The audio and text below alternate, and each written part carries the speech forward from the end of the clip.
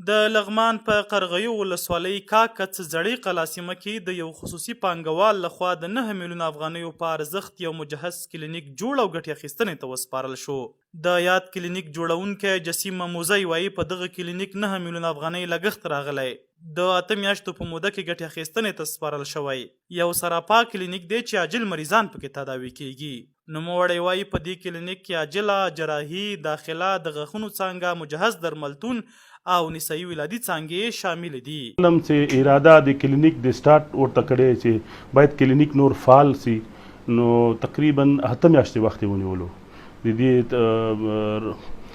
ډیزاین او کوم وسایل چې پکار وو یا دا کوم ترتیبات او یا کوم رسمیاتو ته موږ غورځولو د وزارت په سطح باندې، نو فی الحال په دې باندې تر دغه دمه پورې تقریبا 9 میلیون افغانۍ مصرف راغلی ده. خدمات خو فی الحال د کې سراپا کلینیک ده، لکه آوټ پیشنټ ډپارټمنټ ده، لکه یو مریض کولی سي دلته راسي د هغه موږ پوره معاینات ترسره کوو، بالکل د نړیوال معیاري په سیستم باندې په اعلی درجه ماشینري باندې. د یاد کلینیک په جوړېدو د سیمې اوسیدونکي خوشحاله دي او وایي چې په دې سره به دوی ناروغان په وخت تداوي کیږي او شته مشکلات به یې ورسره حل شي. دغه کلینیک چې دلته په کومو امکانات جوړ ده، ټول ولس دې ته ډیر زیات خوشحاله ده او ډیر زیات خوشبینه ده. له دې نه مخکې چې و دلته یو عادي مریض به چې و هم د منګه د دیجې خلکو به یا ننګرهار ولایتي روغتون ته انتقال او یا سیتامې ته د لغمان، خو اوس الحمدلله تر ډیره حده پورې هغه مشکلات به د منګه د دې منطقې د ولسونو حل سي. پخوا موږ د ډیر مشکل سره مخ دلته جلال آباد ته بلدو تر هغې تر سترخکانو به رسېدو داسې یو ایمرجنسي مریض به و چې هغه به د بچ کېدو وړ و، خو هغه به د لارې د لرېوالي په فاصلې باندې به مشکل پیدا شو، هغه به حتی چې وفات شو.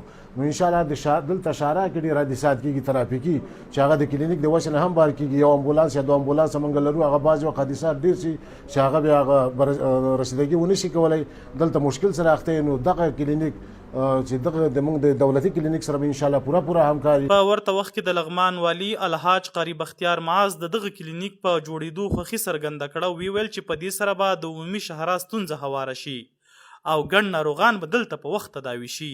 نوموړي په نورو پانګوالو هم غږ وکړ چې لغمان ته د راشي او په دغه ډول د پانګونه وکړي تر څو د دې ولایت اوسیدونکو ته سهولتونه رامنځته شي. او دغه د کاکڅ د زړې کلا د شارع عمومي بلکې د ټولو مشرقي ولایاتو د کونړ، لغمان، نورستان ټولو خلکو ته دا یو خوش قسمتي ده او دوی ته مبارکي ورکوو، ځکه دا ډیره عمومي شارع ده او دوی چې دا کلینیک جوړ کړ دوی ته مبارکي وایو او ټولو هیوادوالو باندې بالخصوص د لغمان هغه شتمنو خلکو باندې تاجرانو باندې غږ کوو چې دغه رنګه عام المنفعه کارونه ولسونو ته خدمات وړاندې کړي، که هغه د مارکیټونو په بش کې، د معرف په بش کې وي او یا د صحت په بش کې وي، نو دغه رنګه مبارکي ورته وایو دوی ته. ټولو نه مو دغه غوښتنه ده چې دغه رنګه پانګونه وکړي چې هم دین ده هم دنیا ده. باید یاد شي موزی سراپا کلینیک په عمومي شهرا جوړ شوی او ګڼو خلکو ته یې اسانتیاوې برابري کړي دي.